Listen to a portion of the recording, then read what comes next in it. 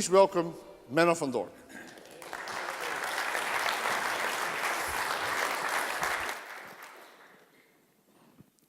So good morning, and thank you, Nordics, wherever you are, for the lovely evening yesterday.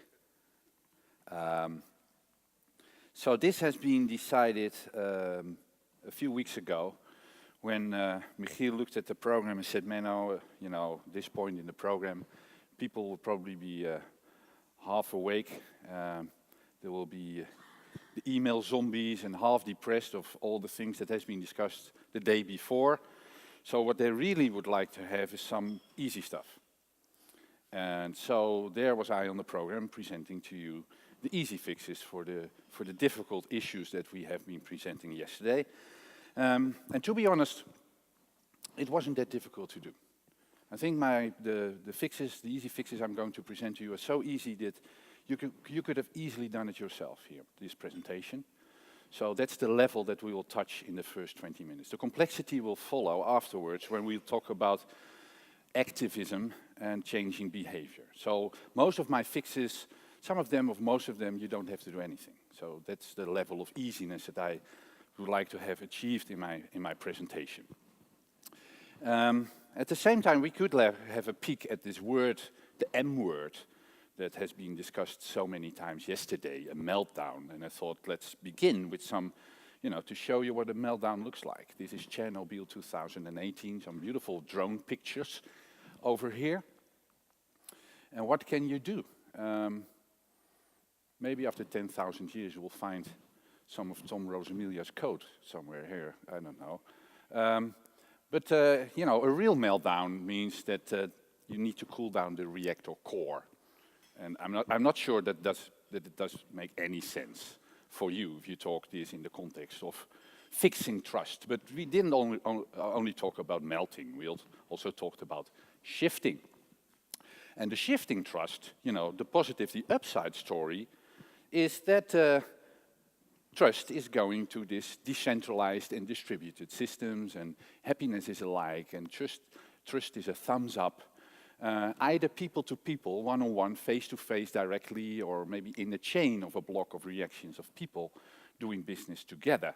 So this is the optimistic side. So if you would say, Menno, what are you fixing if you talk about, fixing?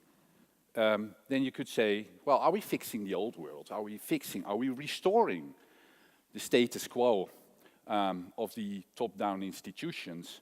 Or are we, in fact, installing something? So I think it's more about installing than, fixing is installing the new. But that's the most obvious observation, of course, of everything that has been said and done yesterday. So yes, 6 easy fixes. Already some easiness in the amount of 6. I think Harari needs 21. We only need 6. And these are based on the cocktail that Sander presented yesterday, the 3 elements, the technology, behavior, and the management, governance. So these are the ones that I have in mind. On the technology side, we propose to have a healthy data diet and to support a new model coming from the IT industry itself. It's called journalism as an IT service. On the management side, we propose to do some exercise, not exercise, but exercise, and easy listening. I think that's the easiest fix of them all. And the last one will be, we propose, it's a little bit difficult to understand, that we actually suggest for you to touch your clients more. The touch, you talk about touch points all the day, but physically touching, it's a little bit against the Me Too, but anyhow, I think it will work, and we will suggest to become more immature. So normally you will have all these maturity levels, but to become more immature and adopt all these new behaviors that Sander has shown to you yesterday, all the funny stuff, and we propose to take that more seriously. The easy fix number 1, the technology one, of course, is about the blockchain.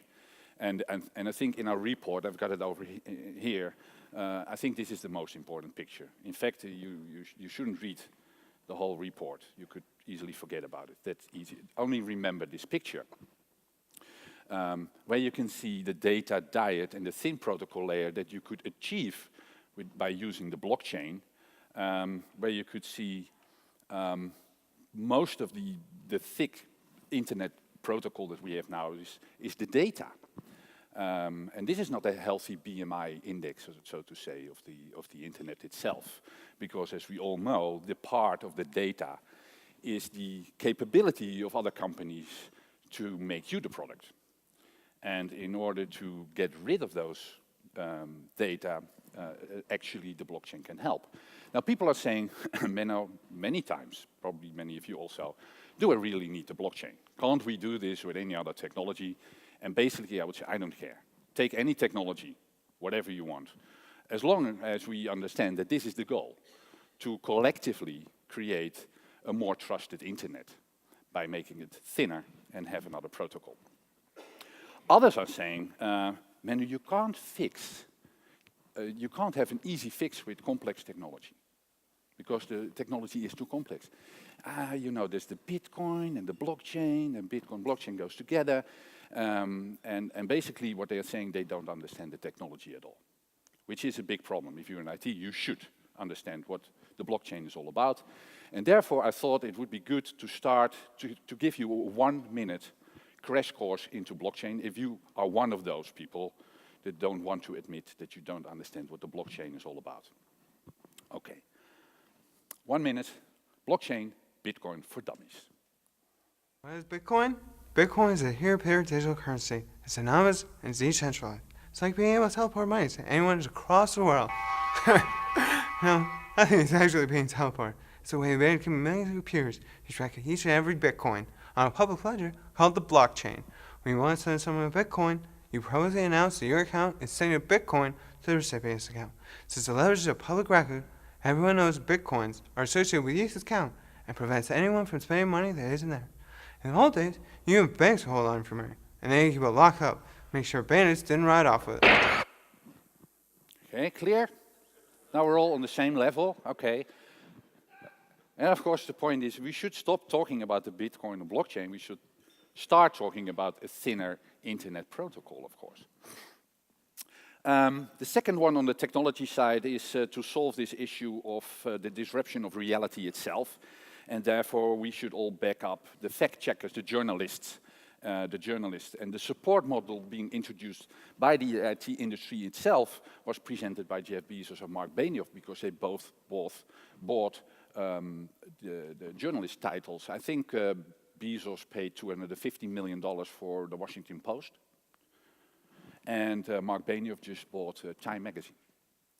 119 million. So if you are already doing business with Amazon or Salesforce, you are already backing the journalists. Okay, so you don't have to do anything, which is good news. I did some homework, and I thought this would be an excellent model for our own company. And I suggest, Stefan, for you to buy. You can have a pick. So I thought maybe Le Monde would be a nice title to buy, or the Spiegel or the Svenska Dagbladet. Did I pronounce it correctly, the Svenska Dagbladet? More or less. How do you pronounce it? Svenska Dagbladet. Ah. So much passion already that I think that probably this will be your pick one day. So, but honestly, I think supporting journalism is one of the fixes that's really needed here. On the management side, we will suggest you to just continue what you're already doing. So the management exorcism that many of you practice by doing Agile and DevOps, you know, getting rid of management itself is a good thing, I would say. But in order to create trust and to get rid of the corporate bullshit, it really helps to do some exercise. And when you do so, I mean, there are many more reasons to do this kind of exorcism. And one of them, of course, is to create an organization capable of dealing with all these disruptions and all this distrust, because all the distrust and the confusion that is being created outside is in need of a more agile and flexible and fluid organization. And this, in a metaphor, is, I think it's more or better known by Nassim Taleb's Black Swan theory. So all the black swans that are now surrounding your organization and entering the whole economy need a good response. And exorcism and management exorcism would actually help for your company to deal. And if I put it in a graph, it could look like this.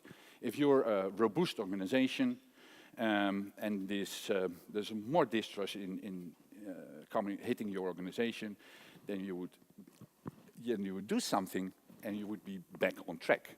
The whole idea behind becoming agile is, and a step further would be anti-fragile, that's Nassim Taleb's take, that it would go like this. So the more disruption, the more confusion, the more distrust, the better your organization will do, because you can anticipate upon that, because you have a fluid organization. Now this is probably one of the easiest fixes for you to do. I will show it once again, so don't do this. Just do this, you know. It's easy. The other one is really easy. I would suggest to easy listen to Niels Pfleging. He actually is a management exorcist, and he will be talking to you later. And the easiness of listening to him is try to not listen to him. I mean, if you're here, you can't not listen. So just sit and be inspired by the things that he will tell you about how to deal, how to practice some of this, getting rid of the management and become agile in this good way. And I think the last part, the two on behavior, are the most difficult ones. Per definition, the behavior is the most difficult, of course, but I have found two easy ones. There are more difficult ones, more complex ones. The speakers after me will present them, but my choice is this one first. It's about touch, and I think Arjen already explained a little bit how it works in the human body, where and there's a lot of scientific research that shows, and you will find some hints to reports on this proof in the report, that actually trust is a hormone. And that it is created, for instance, when women give birth, there's a need of blind trust between the woman and the child. And that oxytocin, this hormone, is the one that creates it. But not only by giving birth, but also by getting close to people and touching each other. So at this moment, if you're in need of more trust at your table, for instance, or maybe you don't trust me, you see me standing here, I think I'm a cheat or a liar, you could actually come forward and give me a hug. You see how difficult it still is. It's not that easy to, come closer to your clients. So the real easy fix would be liquid trust. So I've got it here. You can order it on Amazon. It's oxytocin in a bottle. And so you can just spray on your, and see how it works. Because by, smelling, it's not a real smell, but by transferring the hormone, trust is created. But this, these things, and by the way, is someone would like to use it? It's here. You can just walk forward and try it. There's a little danger because people might fall in love with you. So that's the only thing I have to say about it. But this, of course, comes very close to the thing that Michiel has showed, where these new business models, in fact, you can almost see people touching each other. And this is the Airbnb way of creating trust, is bringing people to people by transferring trust. The only thing in between is a stair, a schulbak, it's typically Dutch thing, but so the models, the platform models, all take use of this effect of the oxytocin. And then the last one. The last one is about the new generation. To become more immature, to take all the things that Sander has shown more serious and adopt these new behaviors. And there are many names given to this new generation. Some call them the post-millennials, or the iGen, or Gen Z. My most easy definition of this generation would be the people that are not in the room. Not at least not in this room. No post-millennials here, no millennials actually here, I would say. And these are the two biggest cohorts of, that we have now in our society. So taking them more seriously and adoptive behaviors, maybe giving the keys to this new generation. And we call them the synthetic generation. And it will be the third report in our series on digital happiness, where we see that this generation born with a double identity already have influenced business impact by becoming influencers, which is quite interesting to see. 7 years old, already making millions of dollars. And children looking at each other, not per se in need of disrupting your organization, but more disinterested, I would say. They don't show any interest in the old world at all by creating the new world in themselves. So there's many things to say about the character of this generation, but one of them is they are definitely not punk. They don't want, there's no need to disrupt the world because it has been disrupted already. In fact, punk has become mainstream. And Johnny Lydon here, Johnny Rotten, actually calls Donald Trump the punk president. And many others do call him the punk president. So punk has become mainstream. And this new generation, and there's many research that back that up, has the intention and the will to create something new. So some call them the founders, for instance. And some see some resemblance between the silent generation from before the crisis. So they're not punk, they're willing to do something, but the only thing you have to do is to become more immature and have them and really listen to them and see how they are building and finding purpose in this post-modern society. So these are my 6 easy fixes. I hope they were easy enough for you. At least it's the things that are coming are a little bit more need a little bit more of your activities, because we will have 2 activists after me. So either you step in the easy ones as a first start, but I hope that the speakers coming after me will also be able to inspire you to do more than only the easy stuff, and also step into the real activism that I think is also needed to solve this crisis of trust. Thank you.